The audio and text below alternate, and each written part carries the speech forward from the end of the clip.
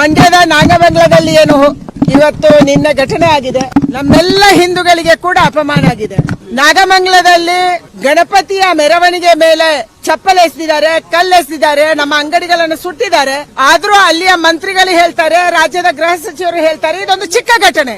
ಯಾವ್ದು ಚಿಕ್ಕ ಘಟನೆ? ಇನ್ನು ದೊಡ್ಡದು ಏನಾಗ್ಬೇಕಿತ್ತು ನಿಮ್ಗೆ? 25 ಹಿಂದೂಗಳ ಅಂಗಡಿಯನ್ನ ಸುಟ್ಟಿರುವುದು ನಿಮ್ಗೆ ಚಿಕ್ಕ ಘಟನೆಯಾಗಿ ಕಂಡ್ರೆ ಇನ್ನು ದೊಡ್ಡ ಘಟನೆ ಏನಾಗ್ಬೇಕಾಗಿತ್ತು? ಯಾವಾಗ ಸಿದ್ದರಾಮಯ್ಯನವರು ಕರ್ನಾಟಕದಲ್ಲಿ ಅಧಿಕಾರಕ್ಕೆ ಬರ್ತಾರೆ, ಆ ಎಲ್ಲ ಸಂದರ್ಭದಲ್ಲಿ ಕೂಡ ಹಿಂದೂಗಳಿಗೆ ಅಪಮಾನ ಮಾಡುವಂತದ್ದು, ತನ್ನ ತಪ್ಪನ್ನು ಮುಚ್ಚಿ ಹಾಕೊಳ್ಳೋದಕ್ಕೆ ಕಾಂಗ್ರೆಸ್ ಈ ರೀತಿಯ ಕೆಲಸವನ್ನು ಮಾಡ್ತಿದ್ಯಾ ಅನ್ನುವಂತ ಡೌಟ್ ಕೂಡ ನಮ್ಗೆ ಬರ್ತಾ ಇದೆ. ಅವರ ಮೇಲೆ ಭ್ರಷ್ಟಾಚಾರ, ಮಂತ್ರಿಗಳ ಮೇಲೆ ಭ್ರಷ್ಟಾಚಾರ, ಇಷ್ಟೊಂದು ಕೆಟ್ಟ ಸರ್ಕಾರ ಅಂತ ಜನ ಮಾತಾಡೋ ಸಂದರ್ಭದಲ್ಲಿ ಇದನ್ನು ಮುಚ್ಚಾಕೋದಕ್ಕೆ ನೀವೇನಾದ್ರೂ ಮಾಡ್ತಾ ಇದ್ದೀರಾ? ಅದಕ್ಕಾಗಿ ನಾನು ಆಗ್ರಹ ಮಾಡ್ತೀನಿ, ತಕ್ಷಣ ಇದರಲ್ಲಿ NIA ನ್ಯಾಷನಲ್ ಇನ್ವೆಸ್ಟಿಗೇಷನ್ ಟೀಮ್ ಬರಬೇಕು, ಇದರ ತನಿಖೆ ಆಗಬೇಕು, ಆಗ ಸತ್ಯ